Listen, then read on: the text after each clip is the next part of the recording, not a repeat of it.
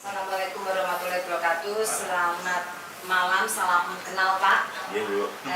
Saya pendidik, nama saya Ucu Riza. Saya pimpinan dari sekolah STK sampai SMA dan juga salah satu pemilik dari tempat bermain.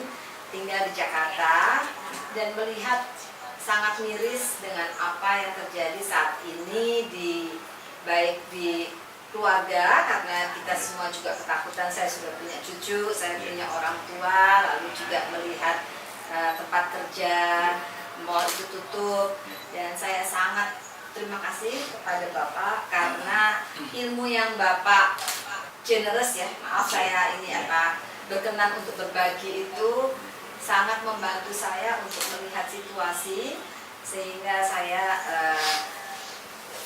bagikan ke teman-teman dan semua sangat mengacungkan jempol kepada Bapak Indro. Jadi dari sekian banyak berita yang baik dari luar negeri maupun dalam negeri, selalu disebutkan yang meninggal, sementara Bapak mengatakannya sembuh itu tidak pernah diangkat. Yang saya khawatirkan, jika berita itu misalnya dari 10, 9 itu negatif, yang satu positif, maka yang satu itu makin hilang. Dan orang itu kalau di negatif terus dia akan menjadi seorang yang penakut, seorang yang menjadi seorang yang paranoid, sehingga setelah itu menjadi seorang yang depresi. Setelah depresi maka semua keputusan akan menjadi membingungkan, dan kalau sampai itu terjadi di banyak lapisan itu akan berujung kepada resesi. Resesinya pun saya mengikuti tidak saja dari timur sampai barat, termasuk dari utara sampai selatan. Jadi di satu pihak saya bangga bahwa orang Indonesia bisa berbicara, orang Indonesia pintar. Karena memang lokasi saya tahu bahwa kami di sini bukan negara dingin, sehingga saya mengikuti Bapak mengatakan di udara dingin 10 derajat maka 3 jam, dan dalam udara yang panas 27 sampai sekian 1 menit. Mohon maaf, saya sangat banyak belajar. Mudah-mudahan saya bukan cuma sebagai guru tapi juga sebagai murid Bapak. Waduh. Saya senang sekali karena dengan begitu kita semua juga rajin cuci tangan, rajin berbersih. Jadi Bapak betul-betul seorang pahlawan dalam saat ini. Kiranya Bapak berkenan berbagi apakah virus ataukah corona ataukah COVID langsung, lalu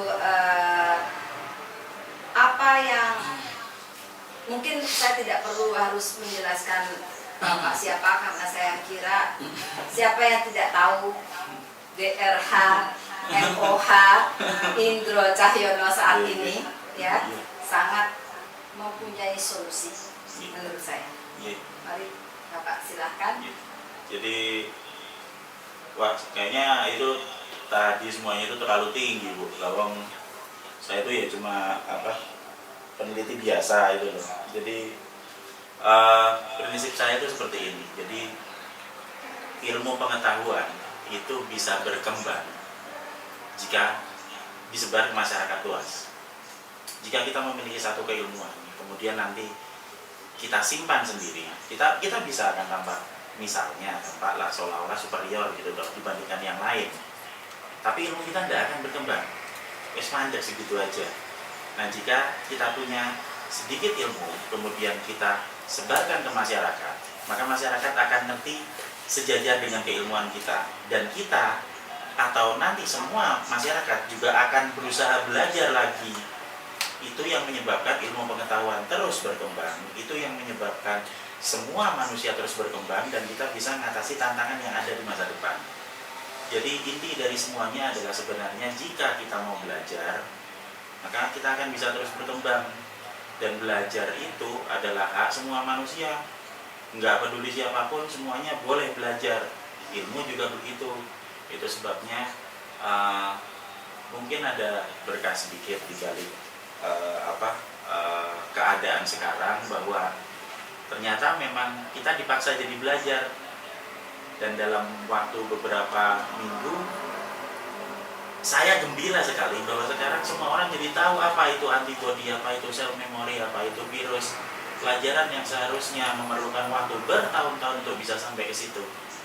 Jadi saya bukan siapa-siapa, tapi pada saat semua orang juga ikut belajar, semua orang juga ikut mengerti, saya yang paling gembira karena kita semua jadi sama-sama ngerti dan sama-sama cerdas. Insya Allah Pak ya, ilmu yang bermanfaat itu akan sampai ke akhirat. Yeah. Lifelong learner, kita Yeah. akan belajar terus karena zaman berubah dari waktu ke waktu. Yeah. Sehingga yang apa yang Bapak utarakan itu akan membangkitkan yang namanya SDM, sumber Yeah. daya manusia, Benar. bukan hanya jumlah yang banyak, tetapi Yeah. kualitasnya lebih banyak. Yeah. Terima kasih. Yeah. Mohon Bapak silahkan Yeah. teruskan kembali. Jadi mungkin saya akan bikin cerita sedikit dulu ya karena biar semuanya juga paham dari awal. Jadi COVID-19 itu kenapa namanya COVID-19 itu kan dari Corona Virus Disease 2019 karena ketemunya pertama kali itu kan yang dari kota Wuhan yang di Cina itu dia mulai menyebar tuh pertama kali itu bulan Desember 2019, makanya jadi COVID 2019. Mungkin kalau ada di negara Italia mereka bilang COVID 20 karena baru masuknya 2020, tapi semuanya sama. Jadi Mereka what is COVID-19 asalnya dari situ ya Pak? Ya, Yes. Corona Virus Disease 2019. Nah, COVID 2019 ini adalah termasuk dari golongan kelompok Coronaviridae. Coronavirus. Coronavirus tuh virusnya tuh udah ada sejak dulu, sejak dari zaman 200 sebelum Masehi, sebelum ada Yesus itu sudah ada coronavirus dan itu ada di seluruh dunia, nyebar kemana-mana. Kenapa disebut coronavirus? Karena kalau kita membayangkan virus itu seperti bola, kemudian nanti ada yang duri-durinya, tapi di ujung durinya itu nanti ada bundaran lagi. Nah, kalau bundarannya ada banyak, nanti dilihat dari samping seperti mahkota, crown. Makanya disebut coronavirus, virus yang bentuknya seperti mahkota atau crown. Nah, coronavirus adalah virus yang bentuknya seperti mahkota. Nah, coronavirus ini ada banyak sekali jenisnya. Jadi bentuknya mirip sama semua tuh coronavirus. Cuma jenisnya berbeda-beda. Yang membedakan setiap satu jenis itu bisa menempel atau bisa mengakibatkan penyakit, ya betul seperti itu, bisa mengakibatkan penyakit ke satu spesies, Bu. Jadi kalau misalnya ditanya apakah ada coronavirus untuk anjing gitu, ada. Coronavirus untuk kucing, ada. Ayam ada, kelelawar ada, manusia ada, ikan paus. Untuk ikan paus ada. Jadi masing-masing punya ya? Masing-masing punya. Sesuai dengan kebutuhannya ya? Sesuai dengan, nah kuncinya ada di sini. Namanya reseptor.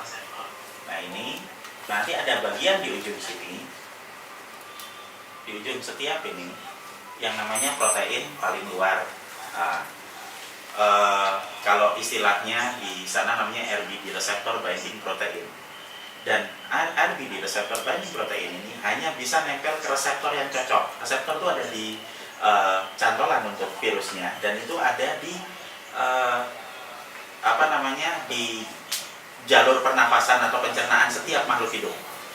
Misalnya, jadi coronavirus yang untuk manusia hanya bisa nempel di reseptor manusia. COVID hanya bisa nempel di manusia. Coronavirus di kelelawar, bad coronavirus hanya bisa nempel di reseptor kelelawar. Nah, jadi kalau misalnya untuk yang sekarang COVID-19 ditanyakan, jika ada yang bertanya, apakah nanti COVID-19 ini bisa menular dari kelelawar ke manusia betul. atau dari manusia ke anjing atau kucing? Jawabannya tidak. Tidak ya? Tidak. Jadi menurut penelitian Bapak yang dikatakan bahwa ini datangnya dari kelelawar, itu sebetulnya tidak. Bukan. Jadi gini, setiap coronavirus itu dia ada jenisnya, ada banyak nih. Ada yang buat setiap makhluk sendiri-sendiri. Nah, yang untuk kelelawar dengan yang untuk manusia, dengan yang untuk anjing, dengan yang untuk kucing, bentuknya sama, Bu. Persis seperti ini. Yang membedakan ujungnya. Jadi reseptor binding protein RBD. RBD-nya itu yang untuk kelelawar ya hanya untuk nempel ke kelelawar. Kenapa kok kelelawar menularkan di Wuhan itu? Kelelawarnya yang senang manusia? Saya sekarang melihat kelelawar ketakutan, Pak. Oh, enggak. Jadi gini, pertanyaannya kalau ditanya, apakah coronavirusnya itu semua sama? Jawabannya ya. Jadi kalau kita lihat dari luar, semua seperti kita lihat semua manusia, oh itu sama. Ya. Tapi setiap manusia punya keahlian yang berbeda-beda. Keahlian ya. Jadi kalau di sini sifatnya juga berbeda. Betul. Jadi coronavirus yang untuk kelelawar, apakah sama? Apakah sama dengan yang untuk manusia dengan COVID-19? Jawabannya iya, sama. Tapi yang dari kelelawar ya cuma bisa nempel di kelelawar, yang manusia ya bisa nempel di manusia. Kalau coronavirus dari kelelawar masuk ke badan saya sebagai manusia, ya dia nggak bikin saya sakit. Jawaban ini asal dari mana? Apakah sudah diketahui atau masih dalam penyelidikan, Pak? Kalau asalnya dari mana, kita cuma bisa bilang bahwa ini dimulai dari Wuhan. Dan kemudian Asalnya saja ya, Pak. Ya. Jadi di mana asalnya kita Ya. tahu, tetapi dari mana permulaannya? Ya. Kita itu masih tanda tanya. masih tanda Masih tanya. dalam penelitian. Akan ada banyak teori tentang itu. Tapi yang paling utama adalah ini dimulai di Wuhan Ya. tahun 2019 dan kemudian dalam waktu beberapa bulan menyebar ke seluruh dunia Ya. dan hampir semua orang terkena. Ya. Jadi belum dan- ada yang tahu ya, Pak. Sumbernya belum ada yang tahu, mungkin masih dilakukan penyelidikan, mungkin nanti akan ada teori lagi lebih lanjut, tapi buat saya itu tidak penting dari mana asalnya. Yang paling penting adalah sekarang itu sudah ada di depan kita dan kemudian ayo kita pikirkan gimana caranya ngatasinya. Ya. Seperti ini tadi buku nggak tahu siapa yang bawa, tapi Ya. itu ada di situ. Ya, Itu aja betul. bagaimana mengatasinya. Yeah. Baik, Ya. terima kasih Pak. Nah. Jadi what is a coronavirus kita sudah menjawab Ya. ya Pak ya. Nah, Lalu, jadi why dia yang asalnya kita katakan dari tempat seafood atau dari bed itu ke kita itu Tidak terbukti. menurut penyelidikan Bapak, ilmu Bapak itu Ya. tidak ya? Tidak. Tidak terjadi. Tidak. Bahkan WHO juga menyatakan itu coronavirus memang khusus untuk manusia dan Ya. dan bukan berasal dari hewan dan tidak akan menyebabkan kesakitan ke hewan. Jadi kalau saya sakit gitu, kemudian saya punya anjing di rumah Ya. dan kita biasa tidur bersama anjing juga. Nah itu anjing saya tidur di dekat saya. Kalau misalnya pas pada saat misalnya saya sakit kena corona itu terus anjing saya nggak akan tertular.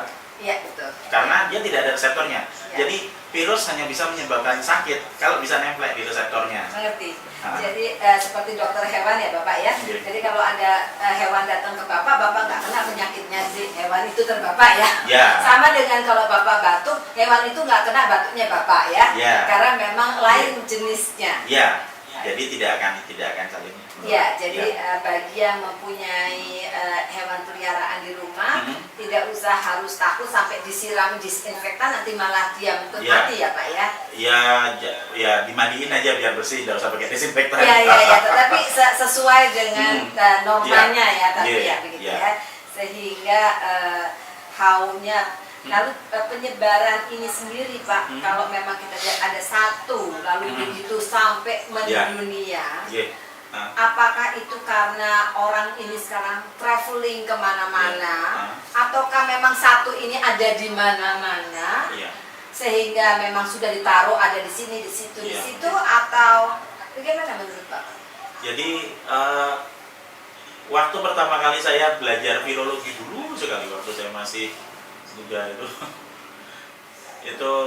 saya dikasih tahu dulu virus itu menular lewat angin dan udara.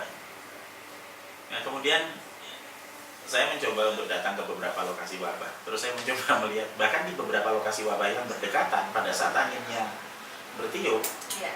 itu belum tentu di daerah satu wilayah itu bisa menulari ke wilayah lainnya. Dan kemudian kita mencoba melihat lagi, terus kenapa virus ini bisa menyebar dari satu lokasi ke lokasi lain? Ternyata adalah bahwa virus ini menyebar lebih cepat dan lebih banyak itu karena faktor lalu lintas manusia. Oke. Jadi misalnya bukan hanya masalah COVID ini ya. Misalnya saya datang ke satu lokasi wabah misalnya. Nah, kemudian saya berinteraksi dengan orang yang ada di situ atau siapa yang ada di situ dan kemudian saya bergerak ke lokasi lain. maka virus itu akan nempel di baju saya, di celana saya. Dan Ya. pada saat saya pindah ke sana, maka itu nanti akan ikut nulari, mencemari lingkungan sana. Nah, sekarang kita tahu bahwa COVID-19 ini penularannya lewat 2 jalur yang utama. Yang pertama droplet itu. Jadi droplet ya. itu pas tetesan pas waktu bersin, kemudian terus kemudian lewat lendir yang ada di hidung. Nah, kemudian pada saat kita kemudian kita melakukan kontak fisik. Kontak fisik itu maksudnya dalam jarak dekat, benar-benar kontak fisik. Nah, itu nanti virusnya bisa menular. Menularnya gimana caranya? Kalau misalnya lewat droplet, kemudian kita ke tangan, kemudian kita megang di hidung, nah itu nanti masuk. Ya. Tapi kalau misalnya kita kena, kemudian kita cuci tangan, aja hilang. Bagaimana dengan keringat? Virus tidak menular lewat keringat. Oh, jadi kalau saya kan sering jalan Ya. pagi, lari Ya. pagi, lalu banyak Ya. yang berkeringat, Ya. itu saya langsung tahan napas, itu Ya. sebenarnya tidak berkeringat ya? Virus tidak menular lewat keringat, virus menular lewat droplet dan kontak fisik yang sudah tercemar droplet atau tercemar lendir dari hidung atau mungkin mulut. Oke, lendir dari mulut, tetapi bukan keringat ya Pak? Bukan keringat. Terima kasih sekali. Ini saya sering karena Bapak bilang kan ya bukan hanya Bapak bilang tapi saran Bapak untuk olahraga karena semakin daya tahan tubuh kita, paru-paru kita kuat itu membuat kita menjadi lebih sehat dengan sinar matahari sehingga waktu ada yang lari pagi itu saya kalau minggir gitu ternyata tidak keringat ya. Enggak. Ya. Enggak. Jadi dari droplet dan ingus. Ya. Air mata? Air mata tidak. Air seni ya. Air seni ya. Air seni ya. Terus kemudian pada saat kita buang air besar iya.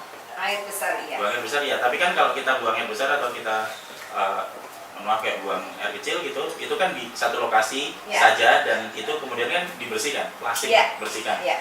Ya, makanya itu sekarang mungkin hampir tidak dijadikan parameter juga karena kita hidupannya dan sanitasinya juga lebih bersih nggak seperti 40 tahun. Ya mungkin akan lebih waspada lah untuk misalnya. Supaya tidak sembarangan gitu. Ya.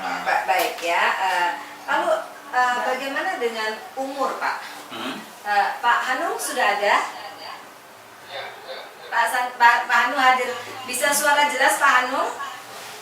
Bisa dengar secara maaf ya, saya coba teraskan. Pak Hanung, Pak Hanung, Assalamualaikum, selamat malam.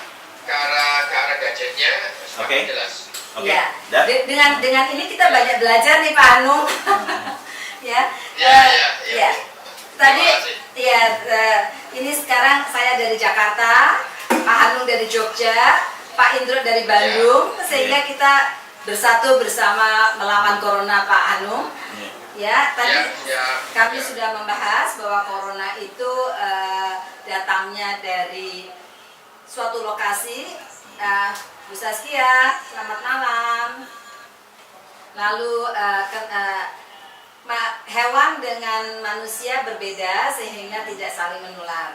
Lalu ini Pak Indro Cahyono. Saya suka pakai Indra, tapi karena orang Jawa, monggo loh Pak Hanung ya, bahasa Jawaku belepotan ya, maklum ya. Ya monggo. Jadi ya, mari Ibu Saskia sama Pak Hanung yang punya anak kecil, yang juga berkreativitas sampai takut ya masuk sekolah ya, saya dengar ya. Lalu mungkin ada pertanyaan ke Pak Indro, monggo dipersilahkan.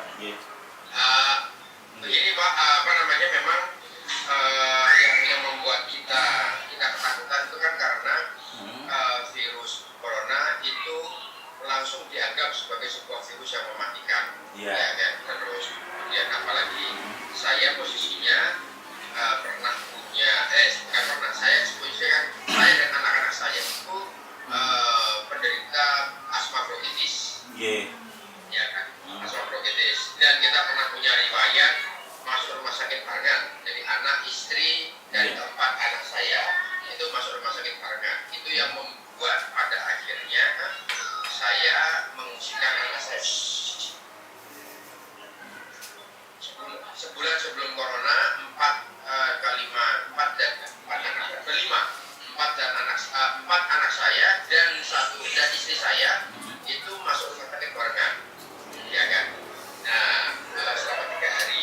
Terus kemudian saya dan anak-anak saya punya riwayat asma bronkitis. Saya asma bronkitis, jadi kalau ada dan alergi. Jadi ketika ada virus yang kemudian menyerang pernafasan, maka kemudian saya akan dengan serta-merta mengisolasikan diri saya, menjauhkan anak-anak saya dari segala macam kontak dengan siapapun, ya termasuk dengan teman-teman di sekolahnya. Gitu. Itu sebetulnya alasan saya kenapa saya tidak mengizinkan anak-anak saya masuk sekolah, karena akan kontak dengan orang-orang dan itu. Nah, pertanyaan saya, apakah tindakan saya ini berlebihan, gitu kan? Maka kemudian kami meminta penjelasan ke Dokter Indro. Indro. Indro. Mohon maaf, sebelumnya saya mau tanya, tadi jenengan bilang sebelum ada wabah corona itu berarti kira-kira bulan Maret itu ya, bulan Maret awal itu. Sebelum itulah jenengan pernah Februari, jenengan pernah sekeluarga sakit semua, kemudian sampai harus nginep ke rumah sakit semua berlima ya, kalau tidak salah itu.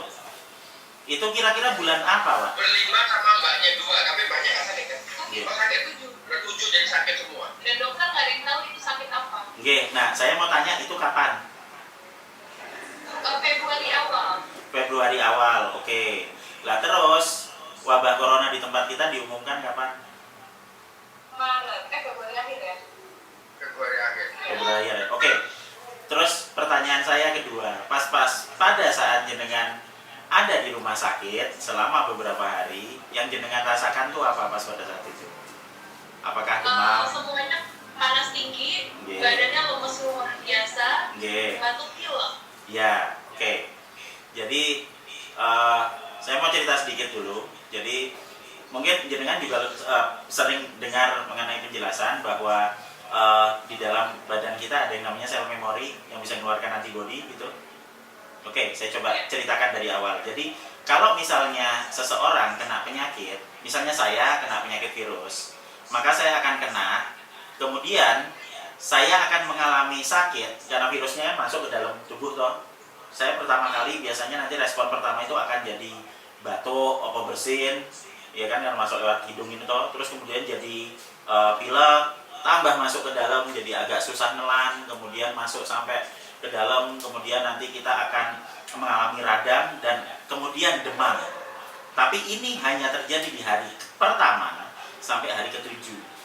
Kenapa? Karena di hari ke-7 antibodi kita akan keluar untuk melawan virusnya, virus yang masuk tadi pertama, ya toh. Jadi yang bisa melawan virus ini hanyalah antibodi dari dalam badan kita sendiri. Kita bisa melawan virusnya itu. Antibodi kita keluar pertama kali itu di hari ke-7. Nah, sesudah hari ke-7 dia keluar, karena kenapa butuh 7 hari? Karena begitu ini virusnya masuk, antibodi itu jenisnya banyak, dia akan nyoba nempel, nggak cocok. Dia perlu waktu 7 hari. Di hari ke-7 dia udah punya antibodi yang cocok, dia bisa nempel sini sampai sini, akhirnya virusnya ketutupan antibodi. Nah, di hari ke-7 dia mulai keluar, produksinya naik terus sampai hari ke-14. Di hari ke-14 produksi antibodi maksimal, virusnya dimakan semua sama antibodinya, sehingga jenengan sembuh. Di hari ke-14. Untuk orang-orang yang sistem imunnya baik, mungkin kurang dari 14 hari dia bisa sembuh. Yang menarik dari cerita ini adalah data yang tadi bahwa ada virus yang masuk kemudian dimakan sama antibodi dalam 7 hari dimasukkan ke dalam sel memori. Sel memori itu ada di dalam sistem kekebalan tubuh kita sendiri, ada di limpa, ada di limfoglandula, ada juga di timus. Timus di sini, ada limfoglandula di setiap semua badan dan juga ada di limpa. Nah, jadi pada saat kita sudah ada data sel memorinya, misalnya kita kena virus A, nanti harus dilawan pakai antibodi A, disimpan di sel memori. Suatu saat sesudah kita sembuh nih, kita keluar, kemudian kita kena penyakit lagi, penyakit yang sama seperti tadi. Begitu kita kena lagi, tubuh kita akan mengeluarkan antibodi tapi bukan 7 hari, Karena sudah ada datanya di sel memorinya. Tinggal dikeluarkan datanya, oh keluarkan antibody dalam berapa waktu, berapa lama. 1 hari udah keluar. Sekarang kena, besok kebal. Itu yang menyebabkan kenapa vaksin cacar di manusia hanya diberikan sekali. Karena cuma untuk mengenalkan aja, ini loh tak kayak virus cacar. Nanti kalau misalnya pas ada wabah cacar, nanti dikeluarkan antibodinya, jadi kita nggak kena. Nah ini seperti itu. Nah sekarang kita akan balik lagi ke kondisi yang jenengan rasakan. Oke? COVID dijelaskan pasien nomor 1, 2, 3 itu diumumkan tanggal 29 Februari. Nah, karena saya datang ke kompleknya, ke komplek perumahan yang ada pasien nomor 1, 2, 3-nya itu loh, di bulan Maret awal gitu kan.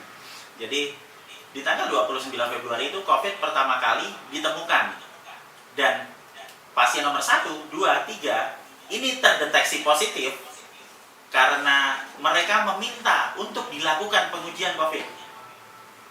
Jadi mereka meminta sendiri. Nah, buat coba ini dicek, Mbok menawa nanti kena corona atau dicek, oh iya positif gitu loh. Jadi bukan respon aktif dari rumah sakit yang meminta mereka untuk dapat positif, bukan ada program tertentu, bukan. Mereka yang meminta, dan kemudian ternyata oh positif. Sesudah itu baru mereka bingung kan, wah positif, wah berarti ini mungkin sudah ada di Indonesia. Jadi kalau dia nggak minta, kita tetap nggak ada ya Pak?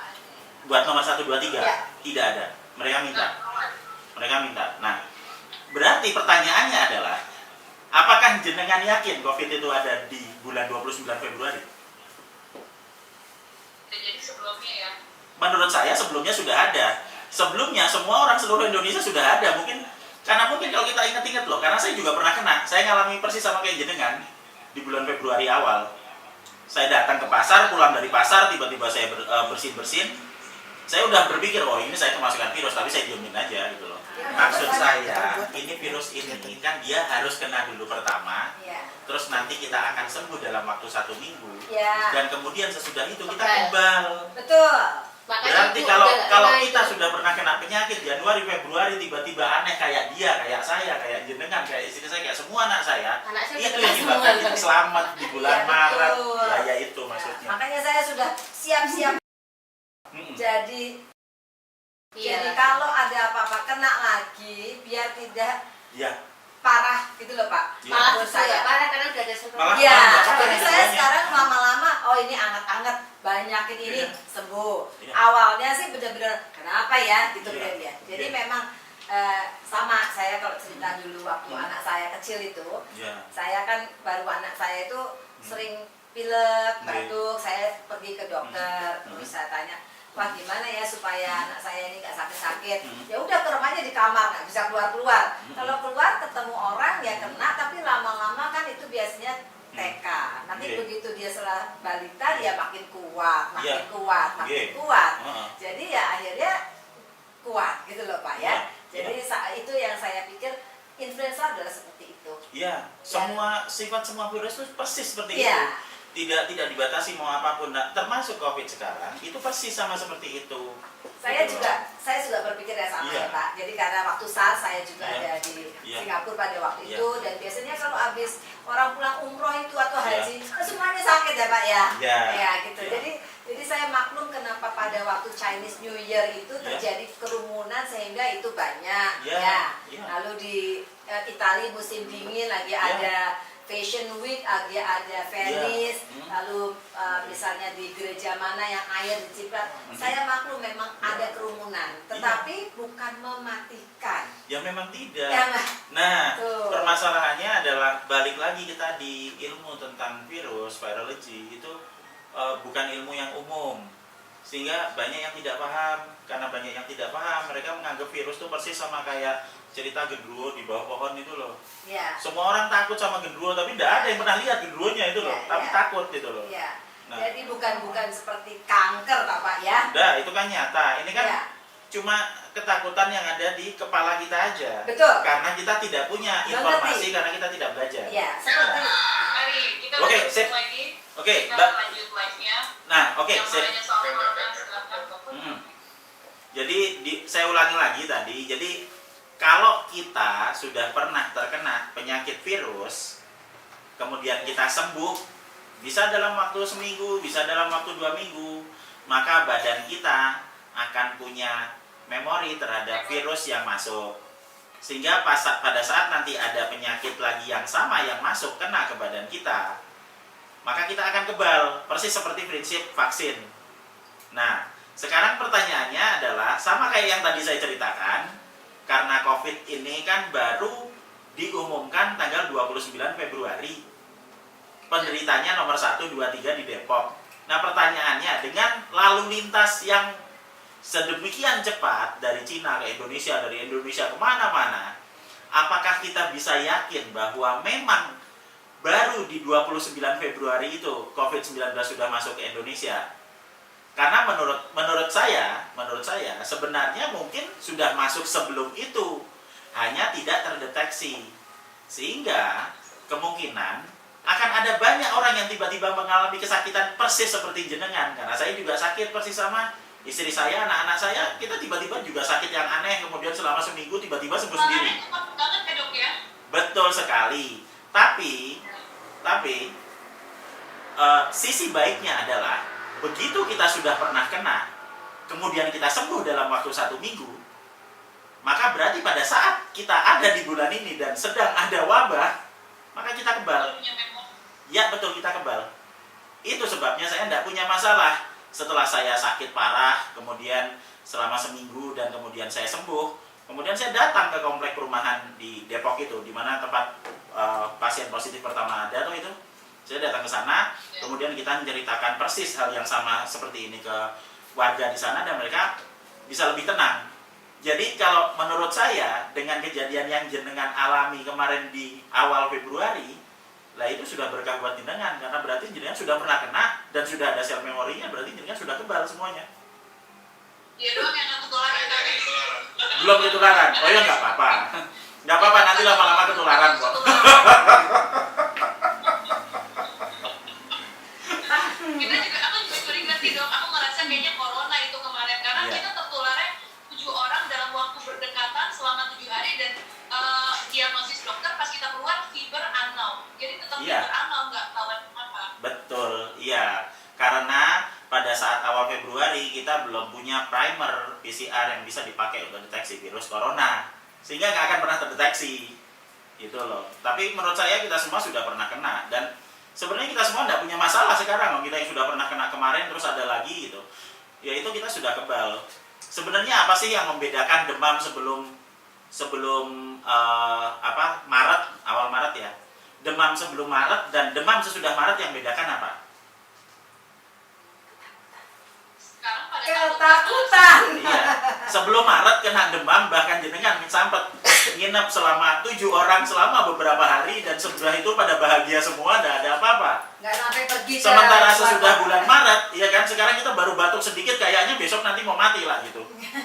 benar. Lah iya, yang bedakan cuma Sekarang banyak yang meninggal dok dengan pernafasan yang jadi berat. Oke, sekarang saya tanya lagi balik sebenarnya. Kira-kira pada saat bulan Januari, Februari apa yang tidak ada yang meninggal tiap hari kena penyakit pernapasan? Negara Indonesia itu negara ketiga terbesar sedunia untuk menderita TBC loh ya. Maksudnya apa sih yang membedakan yang meninggal sebelum Maret sama meninggal sudah Maret? Kalau meninggal sudah Maret semuanya jadi kena corona itu loh. Kalau sebelum Maret meninggal, oh ya udah nggak apa-apa, biasa. Ngomongnya supaya mati lah. Astaga, jantung. Jadi sebenarnya gini, coronavirus dilihat dari sifatnya itu bukan virus yang sekarang kena kemudian besok meninggal, tidak. Death rate-nya, fatality rate-nya itu 3%. Itu pun untuk kelompok dengan resiko tinggi. Misalnya, ya kan, lansia yang lansia banget gitu kan, ya kan. Terus kemudian ada lagi yang dengan komplikasi penyakit, kemudian yang dengan gejala gangguan pernapasan misalnya. Saya punya ibu ya. udah 85. Yeah. Tapi beliau itu senang lari pagi, senang Yeah. panas. Yeah. Itu minum cukup, istirahat cukup. Insya Allah nggak apa-apa ya Pak? Ya, selama nanti tubuhnya masih bisa mengembangkan antibodi dengan cukup ya nggak masalah. Tetap dengan Yeah. matahari, jadi Yeah. jangan diumpetin gitu. Gimana menurut Bapak? Jadi yang utama yang melawan virus itu kan masalahnya antibodinya. Yang meninggal itu yang tidak punya kemampuan untuk mengembangkan antibodi. Nah, antibodi bisa dikembangkan bagaimana Pak? Ya, Bisa Pak. beli di mana antibodi itu?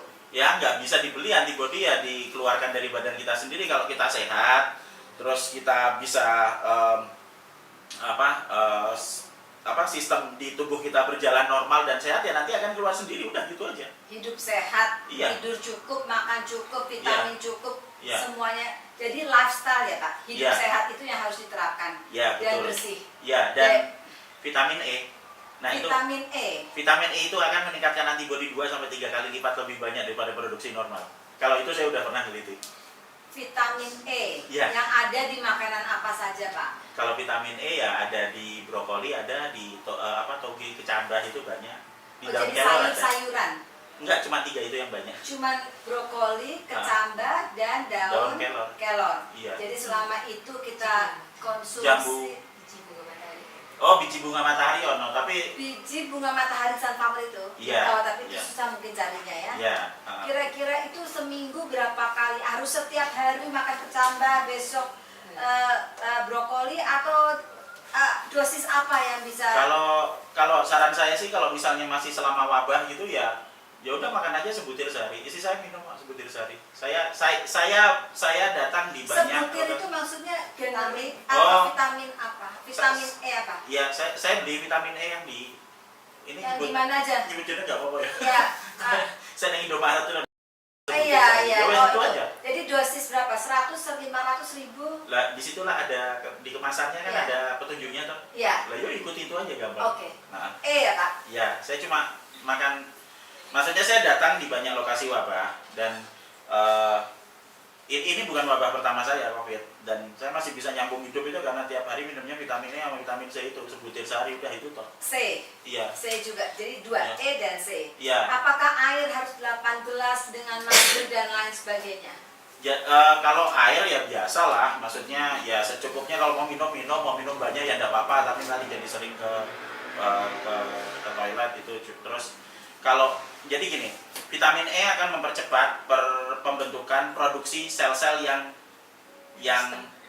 istilahnya apa ya? Meristematik. Meristematik sel-sel yang perlu diperbarui. Jadi misalnya pertama sel kulit. Sel kulit itu kan suka mati terus nanti diperbarui toh. Ya. Makanya kalau kita pakai vitamin E, sel kulitnya nanti akan selalu baru. Makanya ada yang bilang itu untuk supaya kulitnya bagus, Oh, awet kayak muda. Saskia ya Pak? Ya kayak gitu. Saya soalnya yang kelihatan di sini Mas Agung aja sih. Jadi kemudian kayak misalnya untuk kita sering dengar juga. Nyun sewu. Iya. Jadi vitamin E itu selain untuk kulit, Iya. juga daya tahan kita terhadap virus. Iya. Jadi bukan cuma sekedar di luar, tetapi di dalam badan juga. Iya. Jadi untuk pembentukan semua sel yang perlu diperbarui, sel kulit, kemudian sel sperma, sel telur, sehingga kita sering pakai vitamin E untuk kesuburan itu. Ya. Kemudian sel hati, Ya. sel hati juga. Kemudian dan terakhir untuk produksi sel antibodi. Nah, pada saat produksinya banyak dan dipercepat, ya kan, maka tubuh nanti akan mengeluarkan oksigen atau radikal bebas. Sama seperti kalau misalnya mobil itu nanti di knalpotnya ada asapnya itu loh. Ya. Itu loh. Lah, radikal bebas sama oksidan itu nanti bisa dikurangi pakai vitamin C.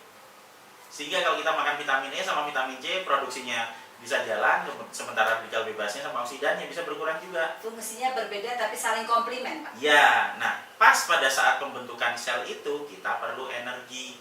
Energi didapat dari mana? Dari makanan. Kalau kita makannya cukup, kita punya energi itu buat bikin antibodi. Kalau misalnya kita energinya nggak cukup ya kita nggak bisa bikin antibodi yang bagus. Nah, energi yang paling mudah dan paling sederhana buat dibikin itu ya dari madu itu. Nah, madu itu kan glukosa diubah dari gula sederhana masuk ke siklus Krebs itu buat jadi ATP nanti dipakai untuk bikin produksi antibodi dan semua selnya. Iya. Apa peran sinar matahari dalam hal ini, Pak? Sinar matahari tidak berfungsi secara langsung untuk membunuh virus yang di dalam tubuh, tapi akan membantu menghilangkan virus yang di luar.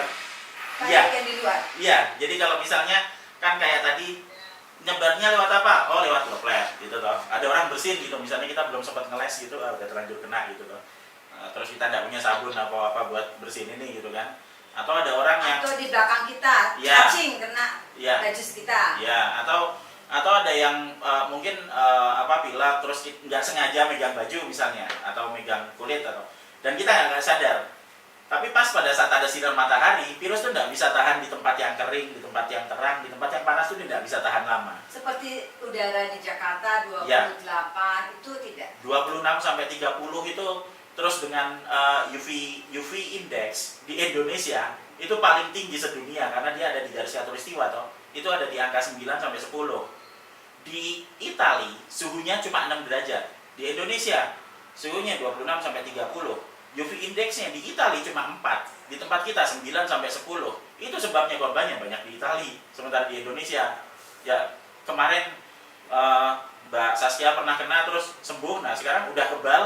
Terus kalau siang-siang keluar ya malah tambah tidak ada virusnya lagi. Jadi tidak ada perlu dikhawatirkan. Pak Hanung ada pertanyaan, boleh saya tanya balik kembali? Untuk Pak Mbak Hanung, Saskia, ada pertanyaan nggak? Ya. Jadi kalau untuk anak-anak vitaminnya kita kasih vitamin E dan C juga ya, Pak ya, dok ya? Iya, vitamin E yang biasa jenisnya, mereknya apapun terserah, mau pakai berapa itu udah ada di kemasannya, tinggal diikuti. Vitamin C kalau yang murah itu yang vitamin C IP itu lah, itu cuma sebutir sehari, saya cuma pakai itu, sebutir aja sehari udah. Terus kan dibilang kalau pasien corona sekarang ketika sembuh paru-parunya kan akan rusak gitu. Oke. Itu gimana?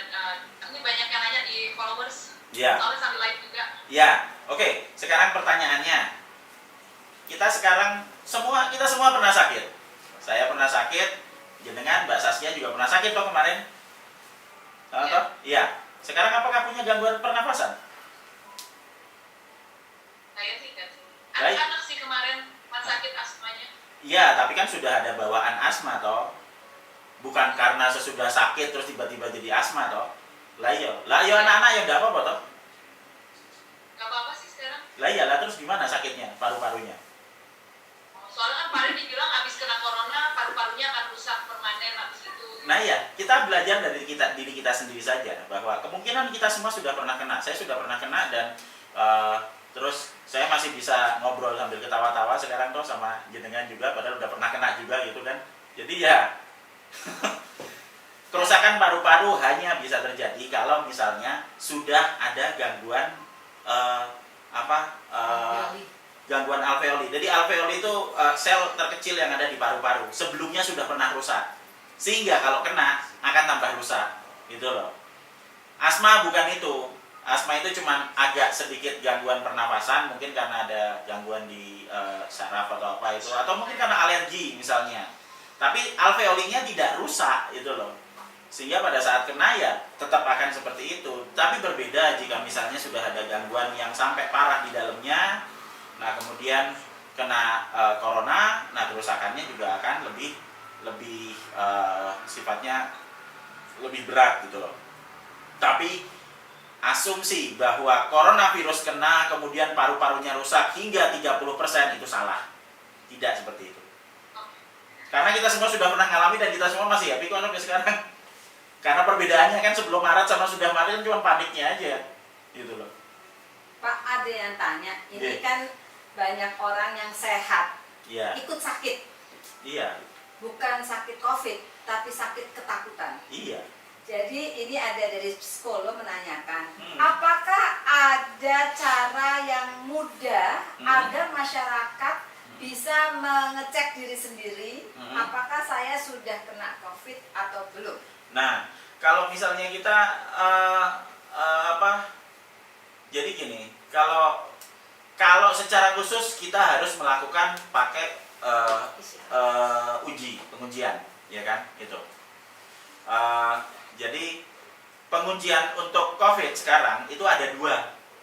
Jadi untuk ngecek virusnya ada di badan kita pada pertama, sama ngecek antibodinya, iya toh, antibody. Nah, kalau mau ngecek virusnya, sampelnya yang diambil dari swab yang Air ludah. sama yang untuk usap hidung gitu loh, yang hidung yang di mulut Kata itu. enggak? Iya, katan bat yang gede banget panjang itu loh, namanya alatnya itu swab namanya. Jadi swab hidung atau swab tracheal. Nah, itu untuk ngecek virusnya. Kemudian sampel ini nanti Kita apakan Pak kalau kita? Tapi nggak boleh ngerjain sendiri ya Pak? ya biasanya dipakai itu sama petugas kesehatan gitu loh. Tapi kalau saya kerjain sendiri saya. Iya, Istri saya ambil sampel Iya. di rumah. Boleh nggak saya belajar dari Bapak? Iya. Mengerjakan sendirinya seperti apa? Oh. Enggak, itu jadi gini. Yang saya kerjakan caranya agak sedikit berbeda dengan yang lain, tapi nanti tak ceritakan. Kita cerita yang normal dulu. Iya. Jadi sesudah diambil swabnya, preparat apusnya yang dari sini swabnya, kemudian nanti akan dibawa ke laboratorium di rumah sakit. Nah, di laboratorium di rumah sakit itu swabnya ini nanti akan dicek material genetik dari virusnya pakai alat namanya PCR, polymerase chain reaction itu kan. Nah, itu nanti dalam waktu 2 jam langsung akan ketahuan hasilnya. 2 jam ya, positif atau negatif. Kalau nggak ngantri loh ya, kalau ngantri Ya, ya bisa 4 hari gitu. Jadi nggak jadi makanya karena antri itu tadi ya. Iya. Nah, Jadi itu belum ada alat untuk periksa di rumah. belum. Anyway, balik lagi ke tempat tadi. Kalau misalnya udah dalam waktu 2 jam kita tahu nanti jawabannya ada positif atau negatif. Positif ada virusnya, negatif nggak ada virusnya gitu. Nah, ada lagi alat uji yang sekarang tuh, yang alat uji cepat itu, yang Ya. rapid test itu loh. Ya. Nah, itu nanti diambil darahnya. Aduh, itu lebih susah lagi. Saya nggak berani ngerjain sendiri. Lah iya. Ya, saya nggak berani Bu. Iya. Itu nanti diambil darahnya, lah terus nanti darahnya dipisah, diambil serumnya, nanti dicek dalam waktu 15 menit akan ketahuan. Tapi yang ketahuan di situ bukan virusnya, tapi antibodinya. Oh, kalau antibodinya lemah Ya. maka itu menjadi Negatif. fatal. Ya, kalau antibodinya negatif berarti Virus. orangnya lemah. Tapi kalau antibodinya positif malah bagus. Ya. Jadi kita harus baca hasil tesnya itu, kita harus tanya. Tesnya tes virus apa tes antibodi. Sampelnya yang diambil, sampel yang dari swab usap hidung atau mulut itu atau ludah, atau yang dari darah. Karena kalau yang antibodi, kalau positif bagus, antibodinya tinggi. Kalau antibodinya rendah berarti malah orangnya belum cukup kuat untuk mengeluarkan antibodi. Sementara kalau virusnya positif berarti virusnya ada. Tapi kalau misalnya virusnya negatif nggak ada virusnya. Jadi ini agak berkebalikan caranya baca itu loh. Ya. Ya. Nah, Soal menularnya itu relatif ya Pak? menularnya, nah kalau sekarang kita bicara mengenai penularan ya. Kalau ini Saya mohon Ya. maaf ya.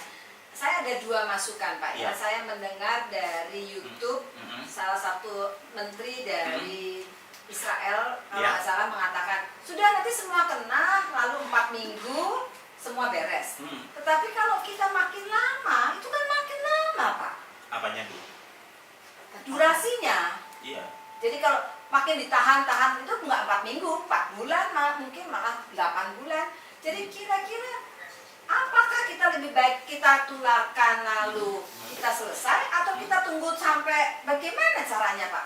Jadi gini, kalau di satu populasi, ya katakanlah satu negara gitu kan, ini pengalaman saya pas pada saat saya menghadapi penyakit virus ya, misalnya kayak ada wabah di Indonesia itu. Wabah di Indonesia kalau sekali virusnya itu masuk misalnya, itu tidak ada satupun manusia yang bisa nyetop. Dia akan nyebar kemana-mana semau virusnya dan kita semua akan kena gitu loh.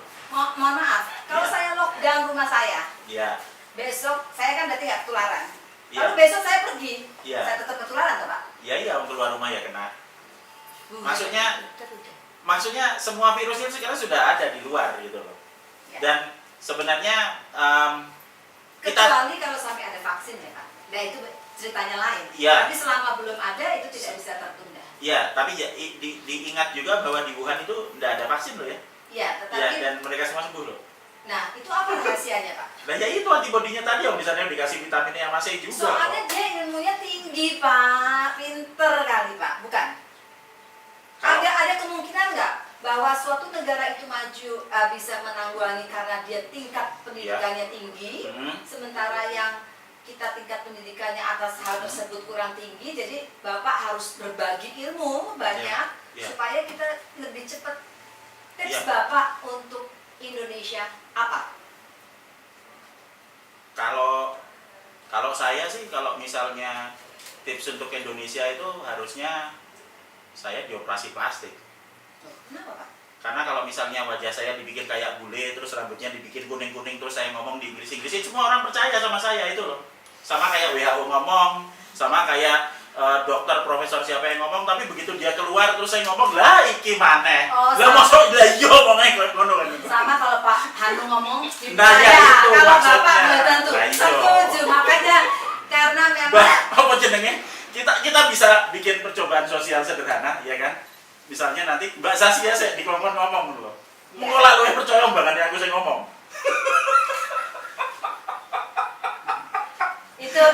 itu Pak, bagi-bagi tugas namanya. Iya. Yang mikir siapa, yang bicara siapa. Allah itu kan saling mengkomplain ya Pak. Tapi anyway, maksudnya kita sekarang sudah ada di lokasi wabah. Kita semua sudah pernah kena atau sedang kena dan akan kena.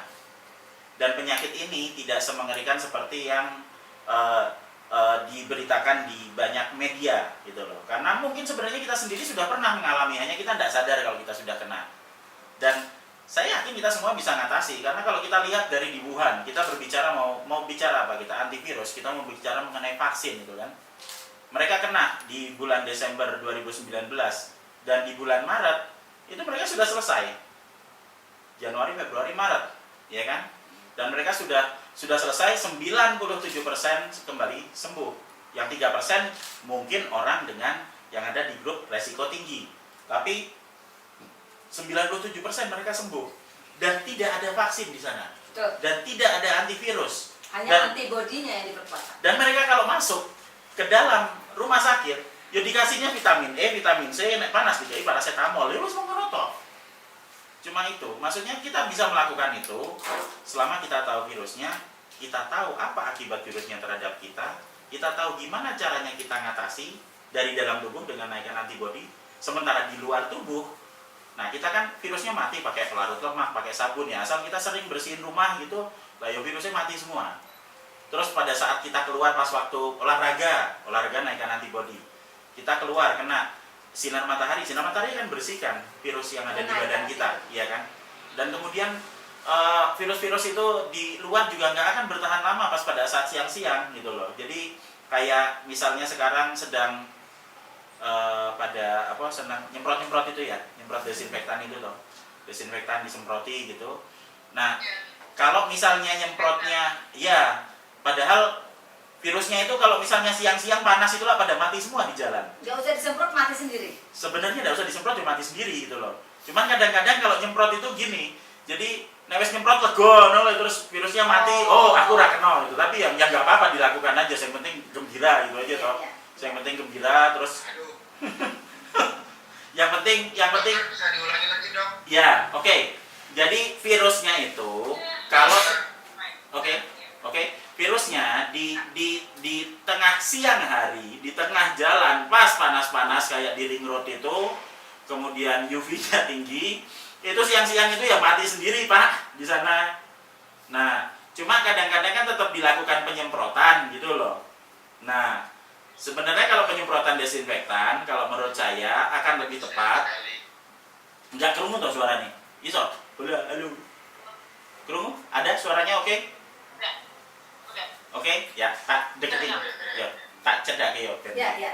Deketin aja Pak, angkat aja Pak. Ya, sip. Halo, wes, kerungu ya? Oke. Jadi virusnya itu dia pada saat siang hari, pada saat panas, itu tidak usah diapa-apain, ya mati sendiri Pak di situ, gitu loh. Nah, cuma sering-sering kan sekarang sedang pada rutin melakukan desinfektan atau semprotan di jalan itu loh, yang panas-panas itu loh Pak. Ya sebenarnya tidak usah disemprot ya, virusnya mati sendiri. Cuma kadang-kadang kalau masalah penyemprotan ini bukan masalah virusnya mati apa enggak, cuman masalah gembira apa enggak gitu loh. Pokoknya asal wes disemprot gembira terus virusnya mati gitu loh kan, wes kayak kita lega sendiri loh. Ya wes enggak apa-apa, lakukan apapun yang membuat kita gembira. Iya. Kalau misalnya kita naruh kembang menyan di bawah pohon beringin terus kita gembira, ya lakukan itu gitu loh. Lakukan apapun yang membuat kita gembira supaya nanti antibodi kita naik jadi virusnya mati. Wes ngono toh. Maksud Bapak dengan orang itu gembira, Ya. antibodinya akan lebih bagus. Iya. Dengan kata lain, kalau Ya. orang itu tidak gembira, Ya. maka antibodinya akan turun. Iya.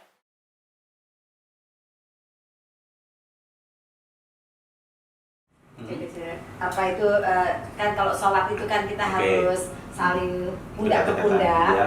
atau kita baiknya jaga jarak, atau Ya. baiknya masjidnya ditutup supaya nggak Ya. datang, Ya. atau kita katakan di depan yang sakit jangan masuk, atau kita cek temperaturnya baru boleh masuk. Apa kira-kira supaya ibadah kita ini masjid tetap kita gembirakan, hari Jumat juga tetap jalan? Kalau saya itu begini, jadi kita kembali lagi ke bagaimana caranya kita bisa mengenali orang yang sakit sama enggak. Kita akan kesulitan untuk ngomong satu orang ini sakit atau enggak, tapi kita bisa menimbulkan kesadaran ke orang-orang bahwa kalau sakit boyo gak usah keluar itu loh, di rumah saja. Jadi kalau misalnya masalah beribadah di mana nanti kita akan mengharuskan kita untuk berada dalam jarak dekat, ya kan? Yang pertama kali dilakukan harus diingat bahwa kalau sakit ya jangan datang ke tempat umum. Kenapa? Karena nanti akan punya potensi membuat menyebarkan penyakit ke orang lain. Jadi gimana ya, di rumah aja. Wes mangan sing genah, tidur yang genah itu, habis itu makan vitamin, nanti minggu depan wes mari kalau udah sembuh gitu ya. Ya keluar lagi ya enggak apa-apa. Nah, terus itu pertama untuk meminimalisir resiko yang pertama sama kayak tadi yang di kelas itu. Sama, ya saya juga berpikir Ya, hampir sama seperti yang di kelas. Terus buat di rumah ibadah gimana? Ayo sering dibersihin, jangan cuma pas hari Jumat tok itu loh. Nah sekarang kalau nanti bersihin masjid tiap hari Jumat tok, itu aja mungkin nanti tiap Jumat sebulan sekali ya bener ya pada sakit semua kan gitu. Nah yang saya khawatirkan itu kan di karpet ya Pak ya. Ya. Karpet itu kan mungkin Ya. gelap, habis Ya. itu masjidnya ditutup, Ya. lalu dingin pula. Apakah sebaiknya tidak pakai karpet atau gimana baiknya? Kalau untuk masa sekarang tidak pakai karpet akan lebih bagus. Tidak pakai tes. Karena akan lebih mudah ngepel. Membersihkan ya? Ya, ngepel lantai itu lebih mudah daripada nyikat atau pembersihan Ya. karpet. Sehingga Untuk- tidak pakai karpet supaya lebih clean Bawaannya gitu. sendiri-sendiri. Ya. Iya. Ya. Ya selama maksudnya pakai sajadah itu kan supaya bersih ya Pak. Ya. Jadi tidak ada najis. Ya. Jadi selama masjid itu tidak ada najis maka Iya. sholat dijalankan untuk Iya. bagi yang sehat itu Iya. bagus. Lalu untuk pengurus masjid sendiri, apakah sebaiknya kita mengecek temperatur untuk lebih meyakinkan lagi? Nah, gini, masalah beribadah ini kan masalah personal, Bu. Ya. Saya kira kok agak kurang pas kalau misalnya kita nanti ngecek temperatur orang, kemudian nanti kita memberikan penilaian, oh sampean sakit nggak boleh masuk ke masjid. Itu kok kayaknya kurang pas. Akan lebih bagus kita berikan himbauan. Kalau panas sakit jangan ke masjid dah itu. Jadi kita mendidik dari diri sendiri, Ya. timbangannya kita menjudge orang, Ya. tadi lillahi ta'ala, Ya. silakan. Ya.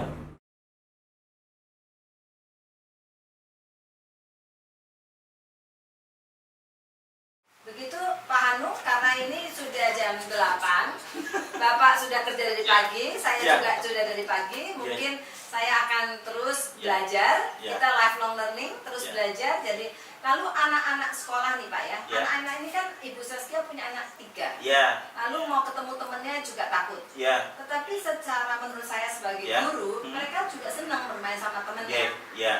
Apa saran Bapak?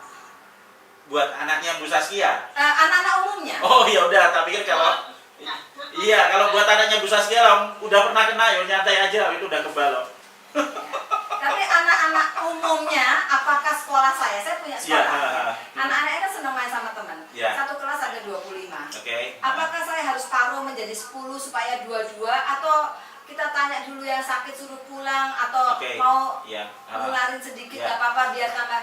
Iya. Apa yang saya lakukan? Sebaiknya kalau saya gini, jadi kita ada analisa resiko, Bu. Jadi kita gimana caranya supaya resiko ini bisa berkurang, ya kan? Nah, kita akan mengambil tindakan yang bisa kita lakukan untuk mengurangi risiko. Berarti apa? Kita coba mengidentifikasi dulu. Apakah anak-anak ini sehat semua atau ada yang sakit? Biasanya kalau habis liburan tuh ada 1, 2. Ya, kalau ada yang sakit, ya disuruh libur dulu di rumah sampai sembuh baru nanti boleh datang gitu loh. Termasuk penyakit bawaan. Boleh saya tanya? Ya. Kadang-kadang kan sembuhnya tuh dia 3-4 hari. Ya. Tapi masa menularnya itu Ya. sampai 2 minggu. Jadi kalau ada yang sakit itu mendingan seminggu atau 2 minggu. Nah, ini gini, kita harus melihat perjalanan virusnya kalau gitu. Jadi pada saat saya kena di hari pertama, maka virusnya masih ada di permukaan. Nanti kemudian dia akan masuk ke dalam badan sampai di hari ketiga, keempat, kelima, keenam, ketujuh. Ya tahu. Jadi mulai dari hari keempat mungkin dia sudah mulai demam nih. Terus nanti sampai 3 hari toh.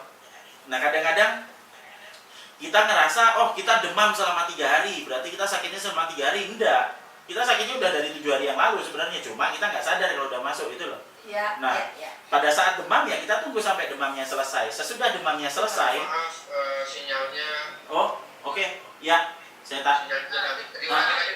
Ya, ya. Oke, jadi saya akan cerita mengenai perjalanan penyakitnya. Kalau ada anak sakit nih, Jadi kalau ada anak sakit nih ya, saya cerita perjalanan penyakitnya nih. Jadi biasanya kena kan hari pertama, terus nanti dia belum sakit tuh, kita cuma bersihin agak batuk-batuk dikit gitu toh. Nah terus nanti di hari kedua, ketiga kita mulai rodok susah nelan gitu. Nah nanti di hari keempat biasanya kita mulai demam. Nah demamnya 3 hari tuh 4, 5, 6, nah sampai hari ke-7 demam itu. Nah kadang-kadang kan kita merasa oh kita sakitnya selama 3 hari, padahal enggak, masuknya tuh udah lebih dulu 7 hari yang lalu gitu loh. Nah sesudah ini demam, nanti di hari ke-7 kan antibodinya mulai keluar. Nah itu terus keluar 7 plus 3, 10 hari. Di hari ke-10 virusnya udah tidak ada. Jadi penularan paling utama, paling banyak adalah pas pada saat anak itu demam. Jadi kalau kita mau mengurangi resiko penularan dari anak-anak, ya kalau dia sudah mulai batuk, dia sudah mulai pilek, ya udah di rumah aja dulu. Sambil selesai. Sambil nanti dipantau kapan demamnya turun. Sesudah demamnya turun ditambah 2 hari, pas antibodinya naik lah, aman balik lagi. Lebih baik anak-anak itu kalau sakit libur dulu selama seminggu kayak 10 hari mau 14 hari terserah. Tapi yang penting dia sudah benar-benar sembuh. Kalau sudah benar-benar sembuh, nah nanti kembali ke sekolah lagi. Sementara anak-anak yang sehat, ini oke, tidak apa-apa. Bisa dibiarkan bermain. Kita akan membiarkan anak-anak bermain di tempat dengan resiko paling rendah. Di mana? Nah, di halaman bisa. Ada sinar matahari pada saat pagi, pada saat siang hari. Kalau sudah mulai tidak ada matahari, ya suruh masuk ke dalam. Ruangan sekolah, kita bisa rutin bersihkan. Sebelum anak-anak datang, sesudah anak-anak pulang, setiap hari. Anak-anak disuruh cuci tangan. Nah itu semua sudah akan sangat mengurangi resiko penularan, dan itu semua bisa dikerjakan dan sangat logis gitu. Tidak perlu harus berjarak jauh. Jarak itu disebutkan untuk orang-orang yang sakit. Jadi kalau saya sakit dan saya menyebarkan penyakit, maka orang yang ada di sekitar saya biar nggak kena semburan kalau pas saya bersin gitu ya dikasih jarak gitu loh Bu. Tapi kalau anak ini sehat sama sehat, iya, dia belajar bersama-sama iya, dalam sambil ngisi bareng-bareng tidak apa-apa. Ya tidak apa-apa, biasa aja. Ya. Baik. Pak Hanum, Bu Saskia, terima kasih. Oh ya, mau tanya? Enggak, wes. Kira nanya Ya penutup. Iya. Monggo. Pandemi ini berakhir kapan ya? Reda. Atau seandainya memang ini sudah ada, ya kan, sudah ada sebelum tanggal berapa dari 9 Februari, ya. Sudah ada sebelumnya. Apakah ini akan berakhir atau ini akan menjadi seperti virus flu yang memang akan ada, tetapi hanya tinggal antibodi kita aja? Ya, kalau pendapat saya, mungkin virus ini nggak akan bertahan lama di Indonesia. Jadi kalau misalnya kita mengambil asumsi bahwa dari Januari sudah ada, harusnya di akhir saya bulan Maret ya, saya bulan apa sih? April. Harusnya paling lama di akhir April gitu sudah selesai. Maksudnya adalah kita semua sudah akan kena semuanya. Pada saat kita semuanya kena, terus habis itu kita mengembangkan antibodi, maka penyakit ini hilang sendiri. Dari dalam tubuh kita nanti akan mengeluarkan antibodi buat menghabiskan virusnya, sementara yang di luar ada panas yang akan bersihin, sambil nanti ada teman-teman yang dengan gembira nyemprotin sana nyemprotin sini, itu kan virusnya yang di lingkungan akan berkurang. Virus di lingkungan berkurang, virus yang di dalam tubuh kita dilawan sama antibodi. Kalau menurut saya di akhir April seharusnya ini sudah selesai. yang belum selesai nanti dan akan lama gorengannya. Gorengan politiknya, lockdownan itu yang lama. Oh, virusnya sih tidak masalah. Begitu, Pak Hano? Ya. Oke, terima kasih. Terima kasih. Yes, Bun, sami-sami. Yes. Tapi yang belum dibahas yang Sangat dokter, saya pamit. Yes, Bun, Mas. Yes. Sehat selalu, Ya. optimis selalu, kita bersatu melawan corona. Assalamualaikum. Waalaikumsalam. Waalaikumsalam. Menurut Bapak yang 3% itu 3% dari apa ya? Ini misalnya tulisan ini 3% penduduk Indonesia itu berapa, lalu apakah dari penduduk Indonesia mana ya? Jadi 3% di sini bukan 3% dari penduduk Indonesia, Bu. Oh, 3% itu adalah 3% dari yang sakit. oh 3% dari Yang sakit. yang sakit ya. Ya, jadi kalau misalnya yang sakit itu ada Ini 3% kemungkinan meninggal. 3% kalau kita ngelihat dari yang kita nggak ngerti meninggal apa enggak lah. Maksudnya itu high risk. Oke. Resiko. Jadi kelompok berisiko tinggi itu ada di 3%. Iya. Gitu loh. Sementara yang sakit ini adalah menjadi Yang sakitnya 100%. 100%. Jadi kalau misalnya ada yang sakit 100%, resiko tertinggi ini 3%. resiko tertinggi ada di 3%. Bukan 3% dari yang sakit, tapi dari total. Dari total Dari yang yang positif. Dari yang sakit positif. Oh, dari yang sakit ya? Iya. Dari yang sakit. Ya? Jadi kita akan bagi dari satu populasi akan ada yang negatif, akan ada yang positif, ya toh? Ya. Nah, yang positif ini kan 100%. Nah, dari 100% kalau kita berkaca dari yang di Wuhan, 97% akan kena sama seperti tadi Mbak Saskia, sama seperti saya, sama seperti jenengan. Kita akan kena dan kita akan sembuh. Ya kan? Sementara ada yang namanya grup dengan resiko tinggi. Grup resiko tinggi ini apa? Grup orang-orang yang punya punya kesulitan untuk mengeluarkan antibodi. Misalnya gizinya kurang. Gizi kurang bisa, tapi sebenarnya gini, gangguan untuk memproduksi antibodi itu lebih disebabkan karena penyakit yang sudah diderita. Misalnya ada gangguan sistem kekebalan misalnya. Kalau kita lihat yang di Wuhan atau yang di Italia misalnya lansia. Saya tidak bilang bahwa semua lansia akan kena karena ada statistik yang kelihatan bahwa bahkan di grup lansia itu yang meninggal itu cuma 28%. Nanti saya punya teman usia ibunya 85, masuknya karena demam berdarah, tapi entah bagaimana dia mendapat COVID, sembuh dari COVID-nya, ada umur 85. Tapi beliau sering jalan pagi dengan di GBK dengan saya. Jadi itu salah satu antibodinya. Iya, lah persis seperti Ibu jenengan itu loh yang sering jalan pagi itu sangat sangat bermanfaat.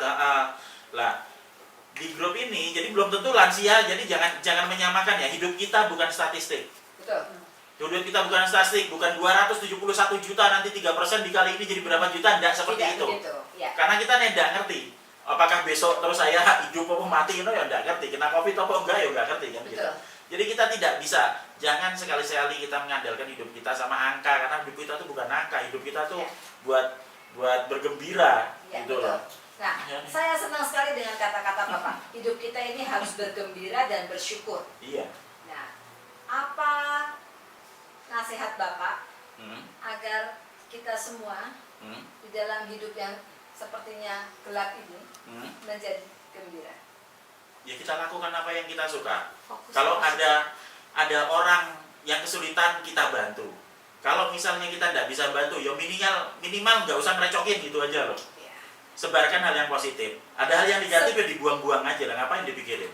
Sebarkan hal positif ya Pak ya. Iya. Sebarkan hal-hal positif. Iya. Dan minimal hal negatif. Iya. Udah itu aja, sesederhana itu. Dan kita bisa mulai untuk mengembangkan empati untuk membantu orang lain. Ya. Jadi prioritaskan yang 3% ke rumah sakit. kalau kita aplikasikan pada saat kondisi wabah sekarang, Kalau kita baru kena batuk, kita baru demam sedikit ya, tidak usah terlalu paranoid untuk datang ke rumah sakit. Rumah sakit Betul. diperuntukkan untuk kelompok resiko tinggi. Yang tinggi ya, Ya. bukan semuanya. Ya, kalau hanya diperuntukkan untuk kelompok resiko tinggi, Maka tidak maka ada masalah. nanti akan ada prioritas untuk untuk mendapat pelayanan kesehatan. Yang maksimal. Dokternya tidak kecapean, susternya nggak kecapean. Maka kalau dia nggak kecapean kan nggak ada korban dari dokter dan suster. Ya, ya. Sehingga nanti yang diurusi juga bisa lebih fokus ke situ, juga memberikan jaminan kesehatan juga untuk dokter dan perawatnya yang ada di sana. Dan kita juga bisa sembuh nanti di rumah dengan cara olahraga dan juga makan vitamin yang cukup. Jadi semuanya everybody happy dengan kondisi seperti itu. Bahkan di saat yang paling sulit sekalipun kita masih bisa kok. Kan kalau gini kita jadi bisa lebih sehat gitu aja. Jadi sudah kenal. Terima kasih banyak. Sangat, ya gitu aja. Sudah cukup. Doni ada yang mau ditanya? Bu Esti, olahraga tetap jalan terus ya. Sekarang alhamdulillah keringat tidak nyebar, tinggal kebersihan. Karpet untuk saat ini karena memang musimnya lagi musim hujan ya lebih baik dicuci. Jadi mereka mau main basket bareng-bareng, Iya. nggak ada masalah ya Pak. Selama sehat. Ya nggak apa-apa kan. Selama sehat. Mbak. Iya, Jadi nggak akan saling menularnya kalau sehat. ya, lah kalau misalnya ya dengan guru olahraga kelihatan tuh. Nah, misalnya ini udah lemas kan, tinggal ditanya aja sakit atau enggak itu toh. Lah itu nanti bisa dicek apakah dia demam atau tidak pakai termometer biasa. Jangan pakai yang termogan. Ya. termogan itu Deviasinya gede. deviasinya 3 sampai 5 derajat. Jadi Itu tadi saya aja 34. Loh, saya 31 bingung kok ya. Subnormal, malah yang cepat mati daripada 36,5 sampai 37,5 itu yang normal. Lebih dari 37,5 itu demam. Kurang dari 36,5 itu subnormal. juga Iya, sudah meninggal loh. Padahal kalau secara teori kedokteran subnormal lebih susah Terus dia lihat dulu kamu berdarah dingin. Saya binatang apa berdarah dingin jadi Kalau di enggak? kedokteran kan kalau subnormal lebih bahaya Iya gimana ya? daripada sudah. demam. Iya. Jadi Ya. yo buat biar gembira lah, biar Ya, gembira di ya. tembak-tembak ya udah apa-apa, tapi lebih bagus kalau kita nyiapkan termometer yang itu loh, yang buat dikempet itu loh, Mbak. Ya, itu lebih ini ya. Sebarkan hal positif ya kan, kurangi hal negatif. Terus kalau yang saya ulang-ulang selalu buat prinsip saya itu jadi logika selalu akan mengalahkan kepanikan. Kemudian pengetahuan akan mengalahkan ketakutan. Belajar sama-sama, positif sama-sama, maka kita akan selamat semuanya. Belajar. Tingkatkan kebaikan, kecilkan kejelekan. Maka insya Allah kita semua akan sehat walafiat dan selalu bersyukur pada Allah Subhanahu Wa Taala. Amin. Begitu? Ya. Terima kasih sekali Ye, lagi. Mohon ye. maaf kalau kita mengganggu waktu kerja Bapak. Oh enggak, Bu.